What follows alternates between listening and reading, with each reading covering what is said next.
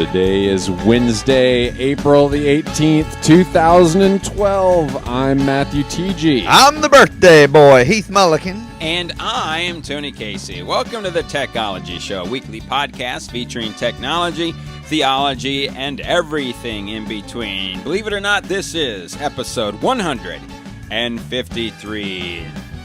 We're hunkered down here in the bunker in Pickens, South Carolina. It's flooding outside. Here we go. Guinness Book of World Records last night. Jamie Moyer, at 49 years old, Colorado Rockies, pitched a winning game at 49. So today I'm announcing, I'm only 48. Coming out of retirement. I'm announcing that I'm going to pursue my professional baseball career, and I plan on being in training camp next spring. I just hope I can get signed. I got a 47-mile-an-hour fastball. Then you better develop a pretty wicked knuckleball if you're planning on. Did you see this story? Did you? I did. I saw it last night. Jamie Moyer, who was won a World Series with the Phillies a couple of years ago. And then I believe he had to have Tommy John surgery or some major surgery that at even a young age, most men would call it a career. But Jamie Moyer is the type of pitcher he could literally pitch to They had it on the Today Show. I wouldn't have known otherwise. But at 49 years old, that's crazy. Yeah. It'd be interesting to see if he can last the whole season. It'd be great if it was like a 20-game winner. That would be outrageous. How awesome would that be? Win the Cy Young at 49. All right. Hey, listen, next week we have a great guest on the show. Mark Wilson's going to be with us to talk about his book, Filled Up, Poured Out. Heath, if you reach behind you there's a copy. We're going to be giving away 2 copies next week and going to be pumping this throughout the week. So, Heath, how can listeners get in on the draw for this? Well, between now and 9:30 next week during the show, you can mention at Techology on Twitter. You can tag the Techology Show on Facebook or post on our wall. Or you can leave a voicemail at 3049-TEOLOGY. That's 3049-TEOLOGY, and you could win. We're actually giving away 2 copies. 2 copies, unless I decide to take one home for my birthday. Filled up, poured out. I wouldn't put it past you. I'm still missing my Blue Like Jazz poster. By the way, Navitz is wishing you a happy 40th birthday. Yeah, it's great to be 40. Thanks, Navitz. How old are you really? Come on. Today's the big 37, so I'm excited, man. I woke up at 5:15, and by 6:30 I had lifted weights for an hour. So wow. I did not do that on my 36th birthday. 36th birthday, hit snooze for an hour. Yeah, Heath's getting he's getting in shape for a big 5K run. We're all going to be doing together in May. Yeah. I'm excited. It's going to be great. Our team's going to win, and we're going to raise money for the pregnancy center. So it's all good. No. What are we going to win if we do win? Pride. Yeah. All right. Well, let's jump into our stories for today. This first story comes to us via USA Today, and we have a video clip here. It's talking about technology and one church's use of technology. It's going to take me just a second to get this one set up, but here we go. All right. Here we go. When many people think of church, steeples, organs, and hymnals come to mind. However, the church of the 21st century, like most of the world around it, is adapting to become more technologically centric. Our focus is not technology, but how we can use that technology. Bruce Miller, senior pastor of Christ Fellowship in McKinney, Texas, says that the church's purpose is the same, but how they reach people is changing. We believed it was important to put resources into a website that would be easy to use, that would be rich in the ability to provide content and to interact with people. We've improved people's worship experience by an online worship tool, myworshipguide.com. We're helping people grow spiritually through an online study guide and online study tools. And we're caring for more people through Meet the Need software that it connects people in need with those who can meet those needs 24/7. You ever heard of a QR code? You're starting to see them on a whole bunch of products and things like that. You can actually use ScanLife app, and that's in your program, and you can scan this code that's in your program right now, and it brings up a page where you can go to different things like the worship guide, the giving online, a care card online. Really cool technology that, frankly, was free for us. 18 months ago, Facebook had over 500 million users. Jan Touchberry, the internet pastor at Christ Fellowship, says churches are no longer constrained by physical location. In July of 2010, we launched our internet campus, Christ Fellowship Online. We currently have over 300 people every week that log in and watch our services and interact with people.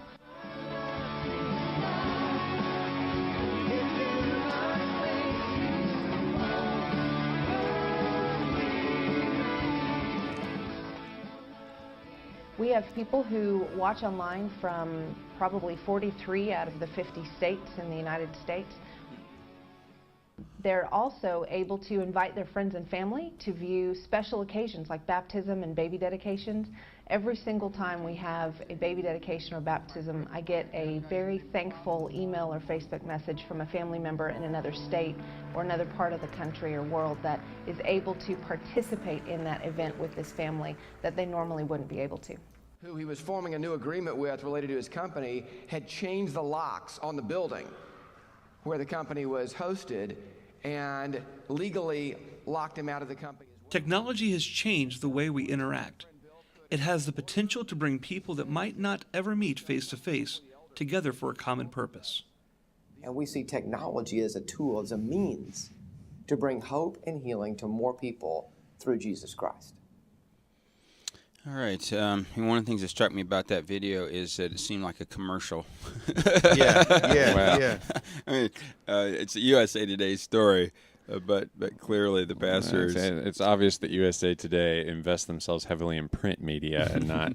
Right. That's My word. How pointing that out in Yeah. the chat. You know, in the world. one of the fascinating things to me, we talked about this a year or two ago, but is the concept of online church. So they have like 300 people every week. Yeah. That and from 43 states. I mean, Yeah. you know, I mean, it's intriguing to me. You know, the question is, what's it mean to be part of the church? What's the dynamic of the church? Well, you know, New Spring started an internet campus and actually stopped. They still stream their services live, but they stopped their internet campus because they looked at their mission and vision as a church and saw that people being a part of an internet campus wasn't fulfilling that How about mission and that? vision, and so they did away with it.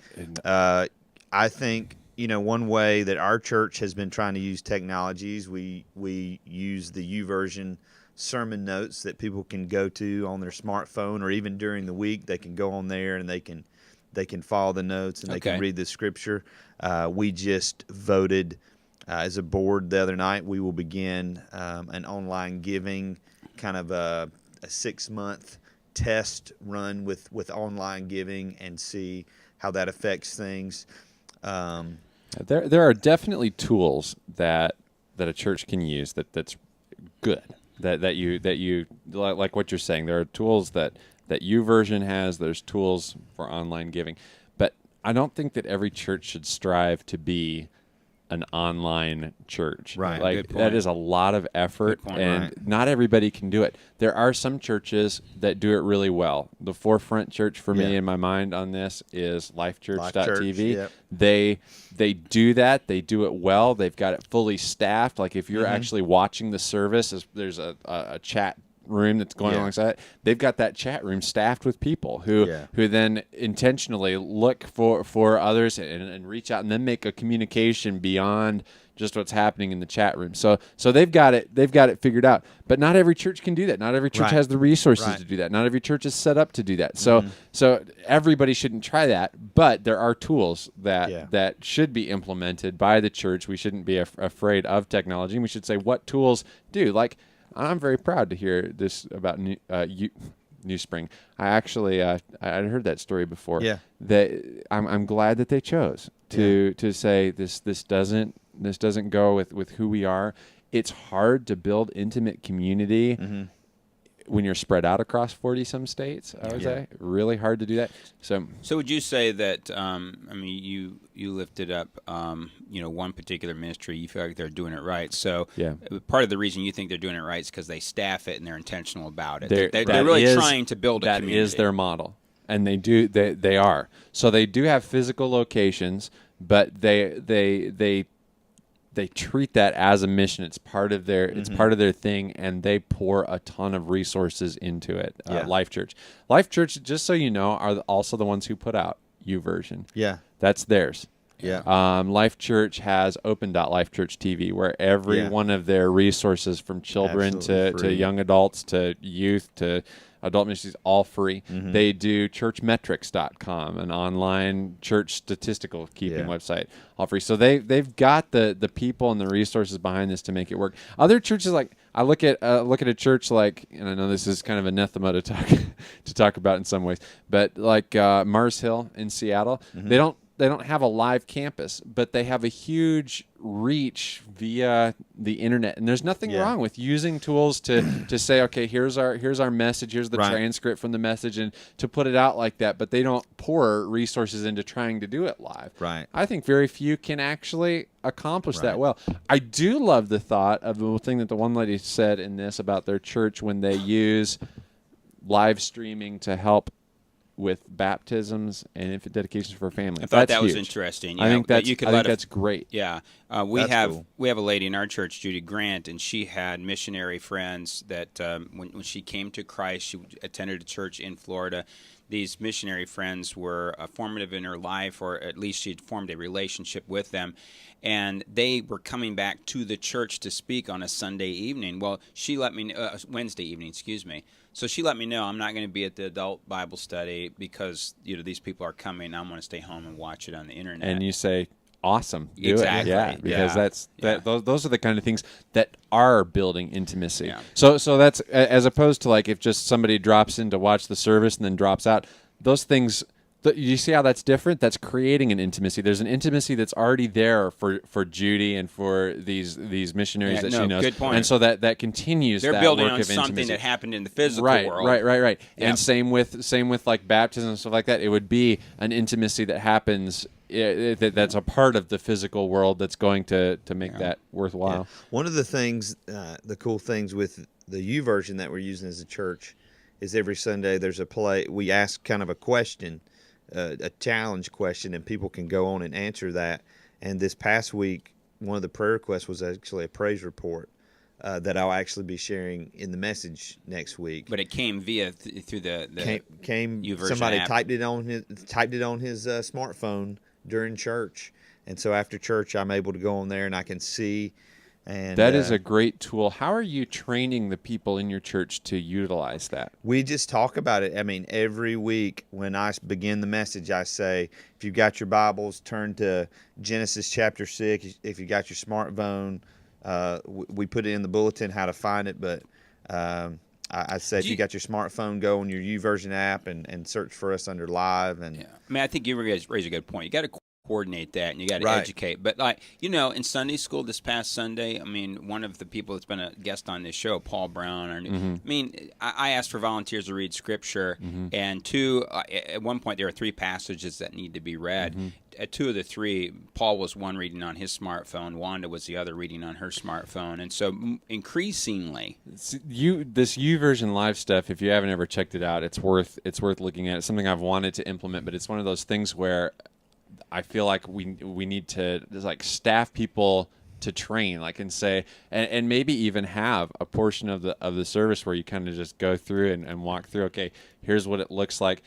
The good news is they've done a good job keeping the look of the application similar across devices. So some devices have a problem where it may look one way on a phone and it may operate a different way on the other thing. Hopefully they, it's kind of a one-to-one thing across devices and could be very useful, but something that I'm very interested in. well, yeah, big shout out to YouVersion. If you don't use that, man, oh, man. yeah, good stuff. Oh, gee, and I love their new app for the iPad. Oh, Yeah, they now let you do like parallel Bibles in Yeah, it. saw and, that. Like they've really refreshed the iPad application. It's great.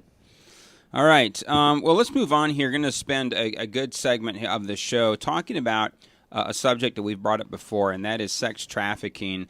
On March the 31st, there was an article that was launched in the New York Times by Nicholas Kristof, and he starts out the article by these words: "The, capital THE, the biggest forum for sex trafficking of underage girls in the United States appears to be a website called Backpage villagevoice.com. And this really set off a firestorm. In his article, what he's getting to is Goldman Sachs, who owns has part ownership in Village Voice. Now, Yeah. Village Voice puts out Backpage. Yeah. And in our before the show, Matthew, you were let me pull it up here. I mean, the number of things that Village Voice is in is huge. You have There are all kinds of print publications. Yeah. So Yeah. they kind of. My understanding is they started more. Well, they started as a print a printed distribution in New York City, and now they own a lot and go for it. Yeah, they're Phoenix New Times, New Times, Broward, Palm Beach, City Pages in Minneapolis, Dallas Observer, Houston Press, Los Angeles Weekly, Miami New Times. I mean, you get the idea here. This is a Right. big news organization. They also own Backpage, and Nicholas Kristof has taken them on Yeah. to say, I mean, this may be an exaggeration, but he says Backpage has 70% of the market for prostitution ads. Yeah. So he's saying that they are number one. Now, I believe when you read this article, it's hard for me to pull out. His context is New York City. So when he says 70%, I think he's surveying the greater New York area, saying where you see this stuff advertised, 70% of it is coming from Backpage. And the thrust of his article is that many of these girls are underage, or they're brought into this lifestyle. They're coerced by Johns, things of this nature. He actually did a video interview with a former a former worker, Right. Who was underage herself, who talks about kind of how the pimp that she worked for, how he would list the people. Or you want to play that now? Yeah, go ahead. Okay, here we go.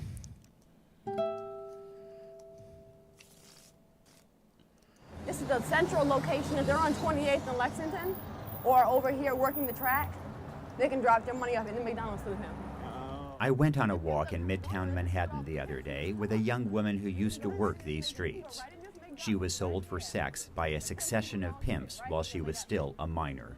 They're sitting most of the time in a restaurant waiting for their money, and if the girl doesn't call back when they first get on their date, then they worry, and if they worry, they're going to beat the hell out of you when you get home. And how many years were you in the life? About 2.5, 3 years. She escaped that life, and her testimony helped send a number of pimps to prison. One is serving a 25-year sentence. But these days, she reserves perhaps her greatest anger, not for those pimps serving time, but for the companies that abetted them. I guarantee you, if you came out late tonight in this area or in 28th and Lexington and watched, you're going to see a whole bunch of pimps recruiting girls. And if you listen to their pitch is that you don't have to walk outside anymore. I can do it so that you just stay in a hotel and travel the world. And you know how this is possible? Because of websites like Backpage. Backpage is an online international marketplace featuring listings for nearly everything imaginable, including escorts. Backpage is owned by Village Voice Media, a company that also owns the estimable Village Voice newspaper. Village Voice Media makes $22 million annually from its adult ads, according to industry estimates, and is now the premier website for human trafficking in the United States, according to America's attorneys general. Village Voice Media says that it has put in place controls to try to prevent trafficking. But my view is, they aren't working. In my office, overlooking the streets where she was once sold, I heard stories of how children are put at risk. If you go to Backpage and you see ads where girls say that they're 18, in fact, a lot of those girls are younger. 14, 15. Wow.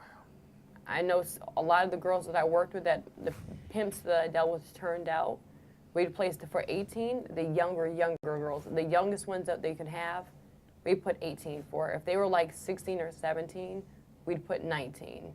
She told me that she began working as a prostitute at 16, after she left a broken home and a crack-addicted mother in a poor part of Boston. Seeking shelter, she says she was preyed upon by a man she didn't realize was a pimp. For a while, I thought that when I first met him that we were going to be boyfriend and girlfriend forever. In a sick, twisted way, I assumed that I would never go through this, because you hear stories of girls being sexually exploited in your community, but you never think that that's going to be you. She was emotionally and economically vulnerable, and soon there was no escape. He would get aggressive and strangle me and physically assault me and threaten to sell me to someone that was more violent than him, which he eventually did. After dropping out of high school, she says she was bought and sold by more than 6 pimps who took her up and down the East Coast. Sometimes she worked the streets, and sometimes her pimp worked the internet. All he'd have to do is go online before we left, place our ads the night before, and have them saying we're visiting for a certain period of time. We'd have our appointments booked so that as soon as we got to the city, each of us would have dates lined up and waiting for us. During our walk through Times Square, she pointed out where some of those appointments took place. This front one right in front of us, this big old building right here, the one with the Christmas lights on it, been in this building over a dozen times. Different clients each time, sometimes the same client. Backpage makes it easier because the men can buy whatever they need. They can buy rugs for their wives, gifts for their children, and buy a child as well. There's now a petition on change.org calling on Village Voice Media to change its ways, and it's attracted more than 90,000 signatures. Village Voice Media, it's your move. Yeah, wow. Oh, there's so much in this, and we have 2 other videos, so we can't spend a lot of time on this one, but this is really one of the reports that got the ball rolling against Backpage, and rightly so. Somebody's at BC Truth's asking in the chat room, isn't this just kind of one of the popular things to talk about? Not that it's not wrong, but it's just such an atrocity. It's an unimaginable atrocity in my mind, in the way that I look at this and say this is so wrong. I mean, we're going to talk in a minute about we've mentioned it before, but as these girls are mobilized, you mentioned her, or she mentioned it there, saying moved from place to place, and the night before putting out an ad in that community, which Backpage looks very much like Craigslist. So in your, I'd be separated by community, but anyways, in your community, an ad, hey, these young ladies are going to be in town on this night, and you just, like she said, you schedule it up, and you're lining this, and then you move. Like that is tough. That's tough to hear. It's got to be tough to track. It's got to be tough to find. Some people say, "Wow, is this underreported?" You mentioned Sunday night. It is underreported. I mean, there's more going on here than what. Listen, there in our country, we spend more time talking about slavery that went on in the 19th century than we do talking about slavery that is happened, going on right now. Yeah, that's happening right this second. Yeah, and the point that Christoph is trying to make here is you have to understand this young girl's situation. So she comes from a home of addiction. She herself is addicted on crack. She's already marginalized, and so they're very vulnerable, and so they fall into these situations. And I like you, Matthew, one of the things that kills me about this video, that just slays me, is the way she talks about, hey, this professional guy can go online and he can buy a toy for his kid, a gift for his wife, and a woman in another town. Yeah. And remember, Christoph, ultimately, this original article, March the 31st, he is nailing Goldman Sachs to say you have ownership. Now, since then, they have sold their stake in Village. Good for them. Well, good for... So you're passing it off to somebody else. Well, so my deal is not good for them. You've got a stake in it. Now change something about it. Now they're doing they're doing the Pontius Pilate saying, my hands are clean of this. I no longer have this stuff, right? And moving it on to somebody else to take care of. Is that right? No, that's not right. Yeah, you could argue they were in a point to really put a spotlight on it. Yeah, they could have, and they could have said, okay, listen, we are a shareholder here in this. This needs to change, and they do not do that. We would be surprised though. There really are not a lot. If you go and you keep climbing up and up and up, there are not a ton of media companies. And I think it's like this pyramid, and if you go any media company and you dig, you think they protect one another. I think they do, and I think they've all got This whole argument has been freedom of the press. Let's just continue here. So see some of the resistance. MSNBC did a whole show on this. Yeah, they did. What's the lady's name? It's in there. You'll see it when it plays here in a second. Can I mention just another aspect of this? Yes, you may. Earlier on in the show, Yeah, I don't know if this clip is actually going to bring it up, but in this half-hour long segment that MSNBC did on this issue, they started talking about one of the problems with this problem is that as people are caught in this, yes, oftentimes it's the young girls who are being prosecuted and sent to jail. It's the 13, 14, 15, 16-year-old girls who get in trouble. And they have an actress, I can't remember her name, but she'll be introduced in this little 3-minute clip. You know, she talks about this, and she says this is wrong, that there are times when in a sting the guy would be caught and say, okay, you know, I know that something like this could ruin the rest of your life. Here's a slap on the wrist. Go home and don't ever do this again. Yep. While the 14-year-old girl is prosecuted as a criminal for her actions. What is right in that? Yeah, why the businessman hops on his plane and goes home to his family. Right. Yeah. Right. So I don't know if she gets into that in this clip, but She that's another issue. She doesn't hear, but that's a great thing to bring up. So the victims are then victimized a second time by the legal system. They're victimized the first time. The huge statistic is that anybody involved in this has problems at home. There is a home life that's not good. So that's victimization number one. Yep. Number two, then they're preyed upon because they are marginalized. So there's victimization number two. Yeah. Then if you're caught, you're prosecuted. There's victimization number three. Like how do we stand to let this keep going on like that? Yeah. All right. So you just tell me when you're ready. Let's go this next clip here. Right. Between 2004 and 2008, the number of child prostitution complaints processed by a Department of Justice task force on internet crimes against children increased by 914%. According to a 2011 report prepared for members of Congress by the Congressional Research Service, quote, another factor influencing the demand for commercial sex is the technology boom.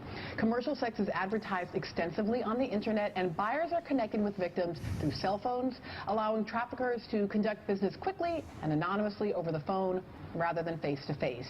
So the internet's role as an open and easy marketplace for trafficking children for sex has recently been the subject of a very public debate.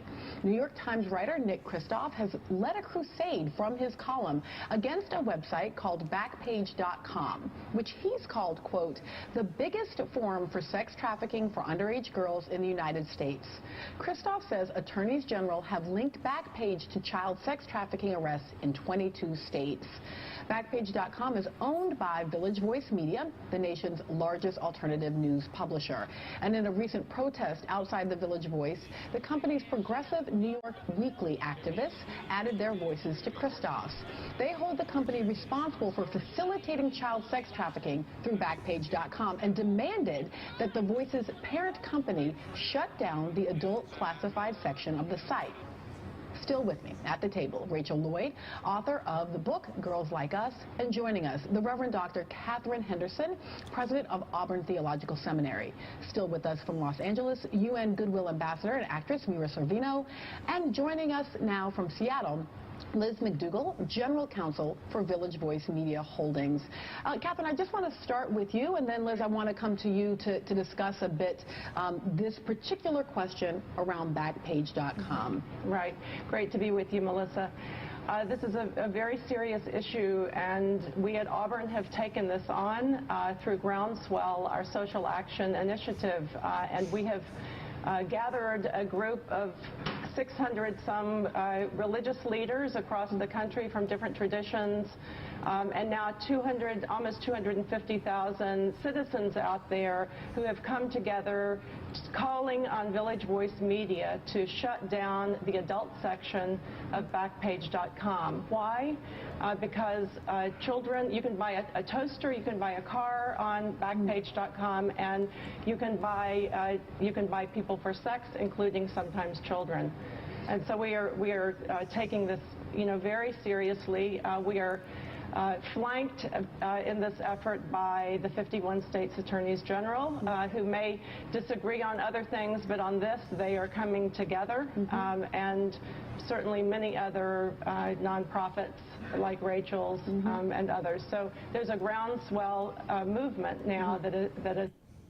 Here's a great example of where we may, with other denominations, we may disagree theologically, doctrinally, with different things. But this is an issue that we can agree on and come together on, and that's one of the things that you see in this story here. Go ahead. Well, I can't remember what I was going to say, but something came out. So sorry. It has to do something with this, but one of the things that's interesting to me is if you read, get into this literature, there are some who actually argue that all this is being overblown. That we don't see this in our culture. That this is a lot to do about nothing. But with the Village Voice, a couple of things. Or back page number one. This with Christoph, he's not just writing his opinions. He's got this young girl who her testimony of being in this. And then, in addition to this, remember, back page, some of these articles are going to be in town with a group of women on these particular dates. I mean, and so these clients can set up their appointments via the internet through this service. In the chat room, Steven's like going crazy now because once you catch the passion of this, you become passionate about it, and you say, "What can I do?" And he's asking, "What can we do practically about this?" Talking about it is a practical thing that we can do about it. Make people aware of this, like shine light into this situation and say, "This goes on. This is happening. This is real. It's not far removed from us." Second thing I would encourage you to do, my understanding is that as Hephzibah Children's Home has kind of had to reimagine themselves because of some of the laws in Georgia, this is an area where they are becoming active, and they're saying, what can we do to aid in this? I would encourage you to communicate with them. I'd also encourage you to communicate with World Hope about this because they are actually on the forefront. If you look at some of the at some of the organizations as they point you to other organizations, oftentimes you'll see World Hope listed here because they deal with this. Christine Kane is an Australian lady. She's awesome. She's a great preacher. I mean, I love to listen to her preach. But she has a campaign called the A21 campaign, and that's actually the website, the A21 campaign. You need to link and that, and their thing is not just raising awareness of this, but they actually train people to provide aftercare, to provide basically homes for rehabilitation, and saying how do we not only address this issue as being a real issue, but now how do we help these young ladies? How do we help them get through the emotional and things that they must be dealing with as a result of this? I'd encourage you to check out her thing. Another thing that you could do, and we actually have a video about this this year's past Super Bowl. A church actually went and helped stock all the motel rooms in Indianapolis, at least as many as they could get into, with bars of soap that had a hotline number on it. Wow. And we're actually able to, because of that, pull 3 young ladies out of this who... Okay, wow. What was that? Who were actually, some of them had been missing since they were like 16. Yep. And had been in this for 3 years and had completely disappeared off the map. Like family didn't know what had happened, and because of how mobile this is, it's hard to find as you're moving around. It's hard to keep track of, and so they were actually able to bring redemption. You want to play that video real quick? Just a second before you go to that video. I mean, getting back to what Steven's concern here is, part of what we can do is network one another, and so as you said, World Hope. But find out, one of the things that my wife and I are interested in is what can we do locally here. One of the things that we have found out is that when these stings happen, sometimes when the law is on the side of young women, they need a place to stay immediately. They need a safe place. They don't have a home. So one of the things you can do is if you have an extra bedroom, in some cases you can open up your home for a week or two for temporary relief. So there are some practical things. And then in this video, as you can see, a Nazarene church gets involved. Yeah, this is a great video. Here we go. Ministers and church members returned from the Super Bowl where they rescued women from the sex trade. You may recall the group stocked Indianapolis hotels and motels with these bars of soap. The wrappers contain the phone number for the National Human Trafficking Hotline. Volunteers for Save Our Adolescents from Prostitution or SOAP also fanned out in strip clubs, trying to keep traffickers from bringing underage girls to the Super Bowl site for sex. Anthony Kiko brought you the first story last week. Tonight he rejoins us with the update. Anthony? Mark, the first girl they helped save was from Indiana, and rather than the soap, this booklet filled with pictures of missing girls was the key. Giant fans, and this is for you. The final score of the Super Bowl was 21-17, but the only number the men of Living Hope Church care about is 3. That's how many girls they helped save from the sex trade. And to see 3 people this weekend set free, man, it's just the men who went with our group from the Nazarene churches in Dayton, Cincinnati are just beside themselves, thrilled and thanking God to be a part of that. Chad Curran says they saved the first girl with the help of a hotel worker. Ministers showed her this booklet filled with pictures of missing girls believed to be involved in the sex trade. She pointed to this picture and said, "I know this girl." Moments later, authorities were called. That night, my understanding is they went in and rescued this 17-year-old girl from Warsaw, Indiana, and she is now out of being forced into this underage sex slave industry. Their trip to Indianapolis also resulted in the rescue of a girl who had been missing for 3 years. Another girl who is 19 years old and has been missing since she was 16 from Las Vegas has been rescued, is now in protective custody. And to cap Super Bowl weekend, a 21-year-old from Cleveland, Ohio, who has been missing since she was 16 and forced into the underage sex industry, was rescued and is now reunited with her family in Cleveland. All right. Again, just another practical way where a church just took it upon themselves. I thought the label on the soap bars and the motels was ingenious. But they also had flyers. You can see one of them came about that way. And that's where as you tie these stories that we've brought you today together, you heard in the New York Times thing, the lady that was interviewed there talking about how the pimp will tell you, you don't have to go out on the streets. You don't have to walk the streets. I'll put you in a motel room. Your clients will come to you. Mm-hmm. You don't have to go find. This is why you do this. In that motel room, you have, hey, are you being forced to do something? Or are you doing something that you know that you don't want to be doing, or that it's not so much that you shouldn't be doing. I mean, it's not worded that way, but that gives you the opportunity to get that information and try. Yeah, and I can't imagine how difficult, if you were in that situation, how difficult it probably is in reality then to figure out. I mean, through the fear, there's got to be the fear of man here to say what will he do, or what would he do if he found out, but then to make that step and make that call and find help in that regards. It's great when you tie it all together, how all this. Another practical step, I think, is exactly what happened at our church, where Matthew took a Sunday night service and just made the whole service about that, and actually showed in total, I think, the MSNBC. It was about we 20 watched the minutes. whole thing. It's about 24 minutes, and you can find it on MSNBC's website.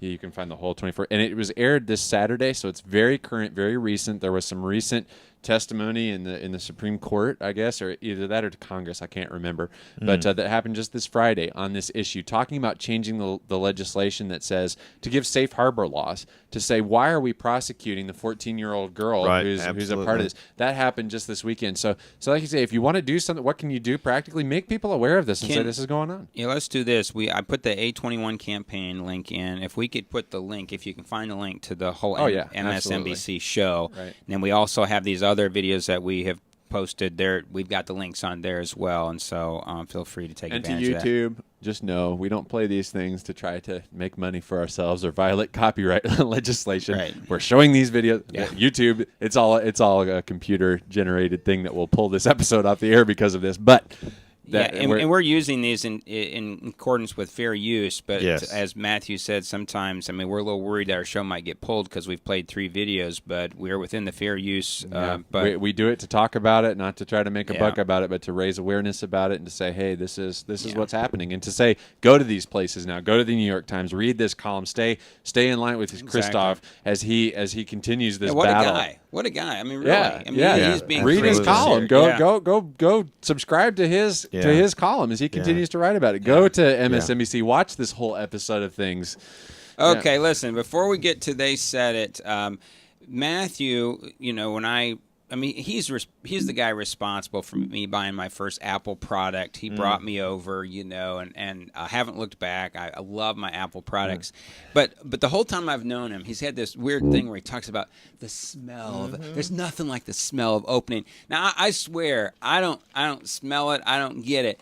But he has There always said, is. "Oh, there are other people who talk about it." He sends me a link this week. Here it Yep, is. saw that. Finally, the smell of a new Mac in a can. Yes. So there is a company that is making a cologne No! based off of the smell of opening a That's new Apple crazy. product. I kid you not. There is a unique smell. There is that- not. Yes, there is too. When I opened my iPad, I got mad at Verizon the other day. Got my wife the new iPhone 4S. Got mad because they open it and do some stuff with it, and I did. He got to smell it. I paid for that smell. I'm telling you, You guys, and it's a head thing. Listen, It's I a am- head no, thing. I do not believe so. Listen, I believe that in the same way that as you're walking around the mall, there are certain stores that will go out and actually spray a smell. I'm not kidding. Yeah, it's spray a proven. smell outside of their store. I believe in the same way, as meticulous as Apple is about engineering stuff, I believe that part of the thing that they engineered was the smell. Okay. I'm not And I kidding. believe in Easter Bunny, too. Somebody This is sprays the time for smell of confetti. chicken houses in our community. you laugh, but I'm telling you, it's a part of it. That was a Jobsian thing. Well, the downside is this is not for sale. Did you see that in the article? Yeah. What are they going to do with Yeah, it? The people need it. There are 3 guys who invented this. They're Australians, and I think they're just hoarding the smell for themselves. Well, Yeah. no comment. Yeah. All right. Let's move on to They Said It. Yeah, let me find that real quick. Yeah. There we go.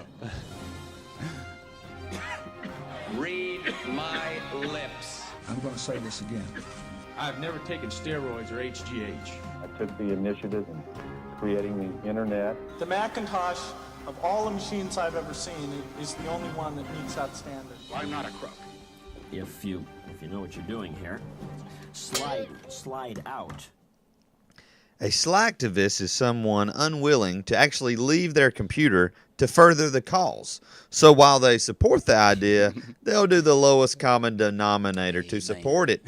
Jason Stern, a New York-based internet lawyer, attempting a definition of computer-based activism. Source, Fox News.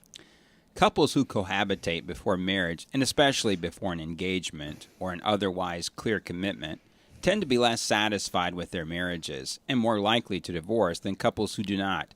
These negative outcomes are called the cohabitation effect. Meg Jay, in her op-ed article, The Downside of Cohabitating Before Marriage. Source, The New York Times. It's been a great opportunity playing here. I'll miss this team, the way we played together. We all love each other. I'm just going to miss this place. We won an NCAA championship here and did a lot.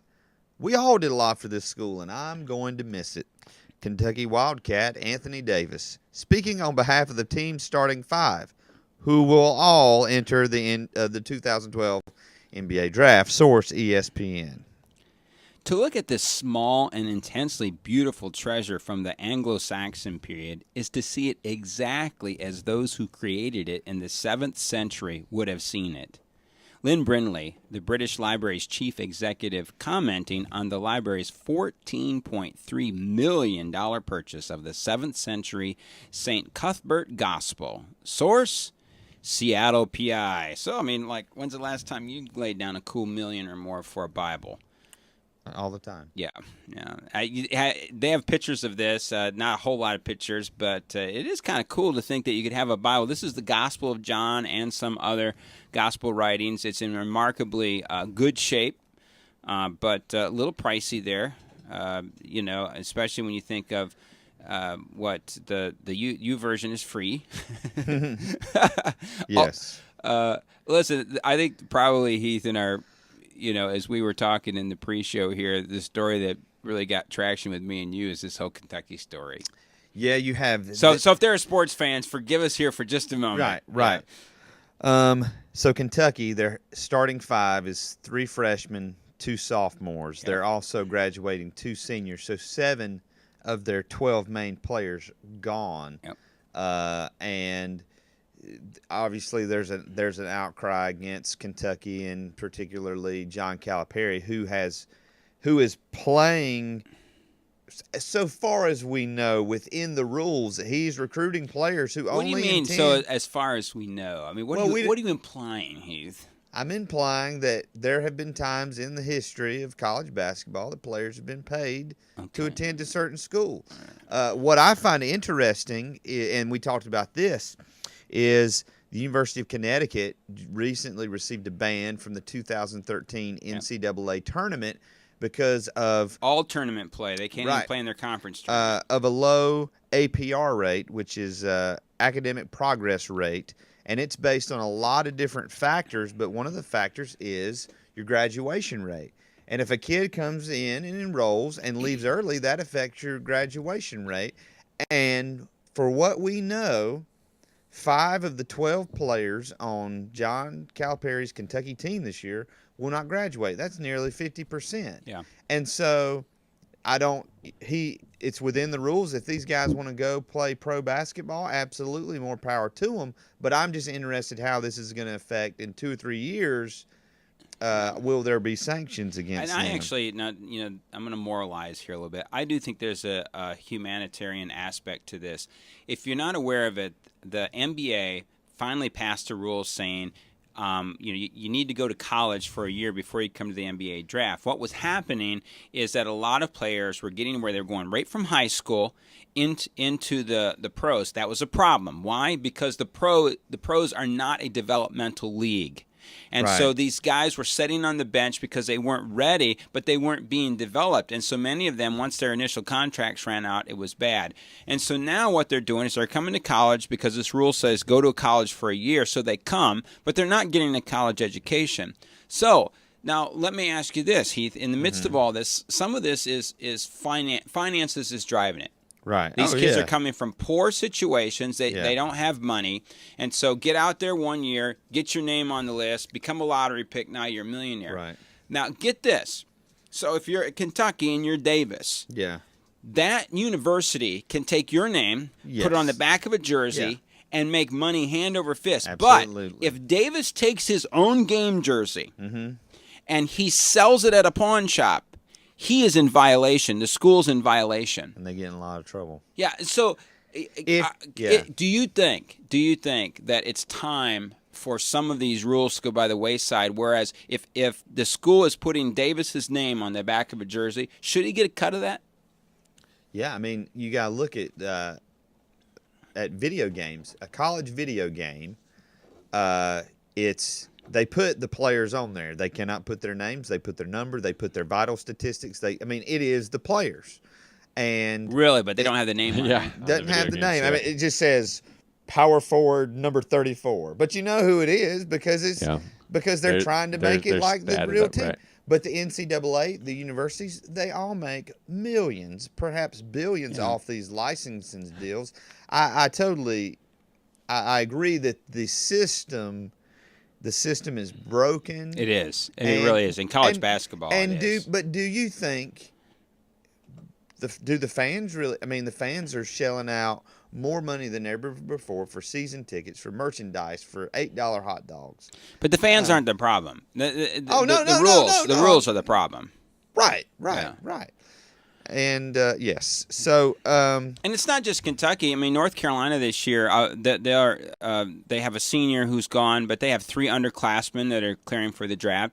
Don't bring me into this. Yeah, a couple of which aren't ready. I would just, in my opinion, aren't ready. I agree. We need them still. Stay. Don't leave. I mean, that's the thing. That's the thing is the game. Basketball is just different. It's just different now, and it's not even fun anymore. I mean, let's talk about the Slacktivist very quick. I thought that was interesting. Back to the previous story, that they had all these signatures for this online petition at change.org. And it's like, hey, these people signed a petition. Click. I mean, what? Okay, but in this article about slacktivism, I mean, Jason Stern is arguing that he basically in this argument or in this article says that it's not activism. So let's not call it activism. No. Okay, but now, how about Kony 2012? Okay, Kony 2012. I mean, the clicks. My point is this: that the clicks, put it on the map. Yes. So is the that clicks? So you can't say. I mean, you can't say that it's of no effect. I can't. All right, we raised awareness, but has Kony been captured? I don't know. I mean, that's the thing. The purpose of, I think you have to. What was the purpose of this video? Was the purpose to bring notoriety to invisible children, or was it to the capture of Joseph Kony? And so, I don't know. I go back and forth on this. I think Stern is right. It's not activism in the same way, and it can be a cop out. Right. I also think it can be a tool. How many people clicked it, didn't watch it, and didn't talk about it? They say, "Oh yeah, retweet." I mean, how many people do that? I'm sure. I mean, but there are people too. I mean, come on. In real life, there are people who sign petitions who don't have a clue, right? Because their friend tells them, "Hey, just sign this thing." Well, speaking of slacktivism, I'm going to make a quick shameless plug right here. Okay, I'm going off script, and I apologize, but we are activists for Blue Like Jazz, the movie. I just got an email. It opened last weekend. It was not in South Carolina last weekend. It is this weekend. It's in Greenville at the Hollywood 20 and in Spartanburg. But we'll put a link in the show notes. I already did that. It shows you. So we're talking about it. We're clicking about it. And we've also seen the movie. Well, we got to get Tony to see the movie. movie. Maybe we should. Yeah, maybe going after to see, viewing. Maybe we should go. Maybe the three of us should go again. Maybe you and I should go. A second time and just take Tony with us, and then you can kind of talk about after having actually seen it. So that's my. We need to get Stanley roped into this too. That's my bit of slack. Absolutely. Yeah. And then maybe just do like a instead of actually talking about it live on the show, maybe just do a recorded wrap up. Like I could bring my camera and you guys could just kind of talk about your feelings after actually immediately right after we watch it, just boom. Yeah. Right. And can I say that any man that would live with a woman before he marries her is a slacker? This is, again, another great article for those of us who really lift high the ideal of marriage, the institution of marriage, and there are numerous credible studies that talk about the divorce rate among those who cohabitate. And I'm teaching pastoral care this semester at Southern Wesleyan, and Gary Collins says that one of the things that these studies point to is that trust is broken down when they cohabitate, that something fundamentally happens with the trust of one another is what some of these studies are pointing to. A great op-ed piece by Meg J. We have it in the show notes. Take advantage of it. All righty. So let's talk about, again, our giveaway for next week, Heath, and how they can get that. It is. Yes, it is. It is Filled Up, Poured Out by Mark Wilson. You can follow him on Twitter at Mark O. Wilson and the number 1 on Twitter.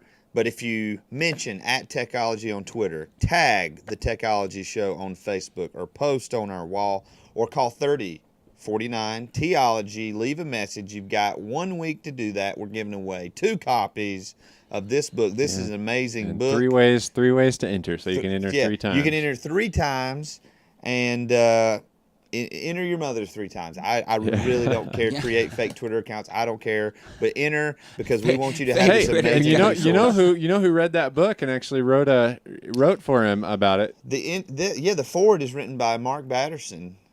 former guest. I've of heard the of show. him. Yeah. Yes, yes, and former guest of the show. Yeah, I love former it. guest of the show. Introduce Batterson to the former guest of the show. Yes, been- that is definitely one of the highlights on his like vitae. Yeah. We'll go away. That is so good, Heath. Yeah, former But this guest. is not your typical. Let me just talk about the book so Mark Wilson doesn't have a chance to. This book is for ministers, for anybody, but it's not like a strategy book. It is about how to be filled with the Spirit. It is a timely book for our denomination, which is based on holiness and based on the Holy Spirit and being filled with it. So if you don't win it, buy it, own it, love it, read it. Yes. And go to Amazon and click. Tell the publisher I'd like to read this book on Kindle. Yeah, I do that all the time. Yeah, me Yes. too. Me too. This is off the script, but I guess did you guys get your free book from Yes. the denomination? And 12 I think we Stone? need to get Yes. Dan Ryland Yeah. to talk about that. We Yeah. heard him. Were you at the? Yeah, I Yes. was there at the pastor's Amazing. thing. Yes, Phenomenal. I thought the same thing. We've got Yeah. to get him on, talk about the book. Now I haven't even had a chance. You didn't- I've got the Dan book. Ryland is who we're talking about. Yeah. Yeah, And the it's author a of the book. leadership book. Yeah. And I think that is it. The Wesleyan Investment Foundation and 12 Stone. Are working together to create a coaching coalition. Not coaching coalition is not the word, but Well, they bought a copy of this book for every pastor. Yeah, in the denomination. I actually went over to one of our senior pastors, to our retired senior pastor, who is blind enough where he couldn't even read, and I went over and it was on their coffee table there at the house. So every pastor got it. I might could snag a free copy for All right, so what's coming up? Well, April the 25th. Snag a free copy. I could sneak over. We may have a giveaway. Hey, Miss Catron, what's that on your wall? All right. Again, next week, Mark Wilson's going to be with us. He's been on the show 2 other times. Just a great guy. If you don't know Mark, a great opportunity to get to know encourager. him. I mean, you leave. He's one of those people that you leave his presence encouraged, no matter what's going on, no matter what the conversation is. He's just got that uplifting spirit. Yep. May the 2nd. Now, we're supposed to have Dr. Bob Bagley on. He is the area director in Africa, and he sent me an email this week. So now it's tentative because in his neighborhood, cables were stolen. The internet cables were stolen. I don't know which cables. They dug up the cable. Yeah, Who knows? and he said so far it's been 3 weeks and they haven't started to work on it. So he's beginning to throw out warnings, and he doesn't have like an alternative. And so right now, Bob Bagley is it's temporary right now. We'll see, and Lord willing, the lines will be fixed. May the 23rd, Dr. H.C. Wilson is going to be with us, and if you remember, if you've been listening to this show, we said he's going to be with us May the 9th, but we can't do May the 9th because the producer the of the show. linchpin. And so, it'd be great if somehow we could work out some kind of live report from there, to play later, but...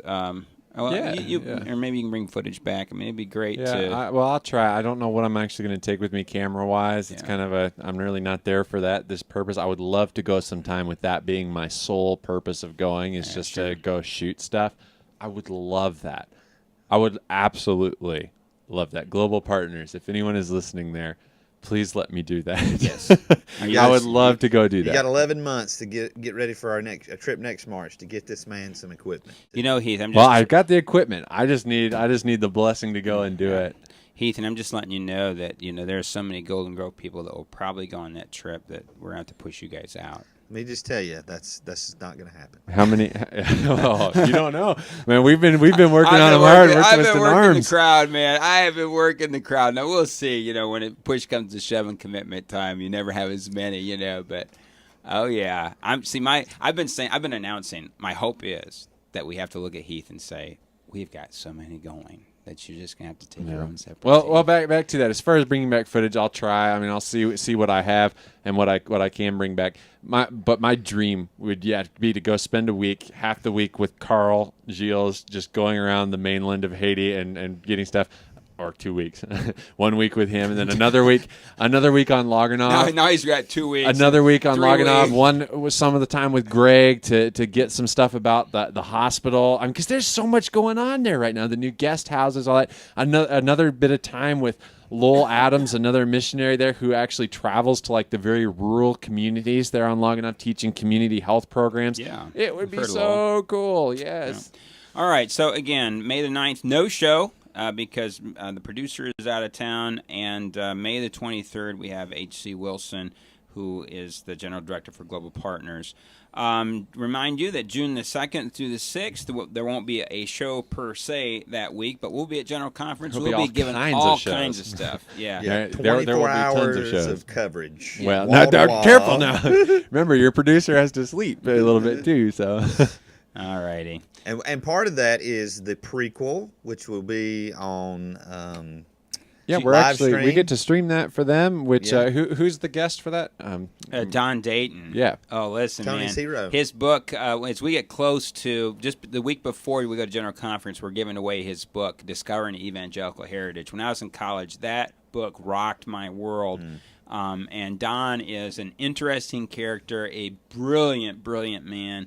And he is the speaker for that. And then David Drury and myself, we're going to be leading a discussion after his presentation. Yeah, and all of that will be live streamed Yep. by us on our site. So be sure, if you can't physically make it there, be sure to just kind of block that on in your schedule. It's basically we're bringing you a free conference. It's Yeah. basically the way that it'll work, and it'll be definitely worthwhile. so. Alrighty. Well, before I do the closing here, I mean, we should have had the birthday song here. Of course, Well, it's copyright. It's copyright. Sorry, we That's can't right. do it. You have to make one up. Yeah, well, maybe a Buffalo Rider song or something, right? That'd be Heath, great. happy birthday, and where can listeners find you on your birthday on the internet? They can go to heathmullican.com, and there in the top right-hand corner, they can find me on Twitter. They can find me on Facebook. Lots of other places. Lots of great things happening. Oh, yeah. That was too early. That wasn't supposed That to happen. sounded sounded kind of good with Heath talking. Yeah.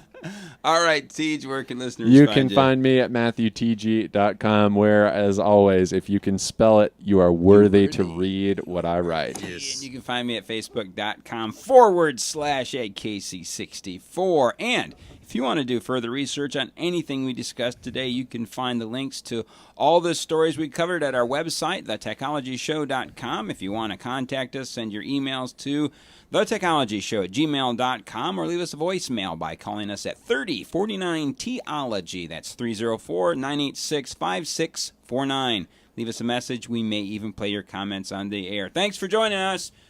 Goodbye, everybody. Adios. Bye. See you later.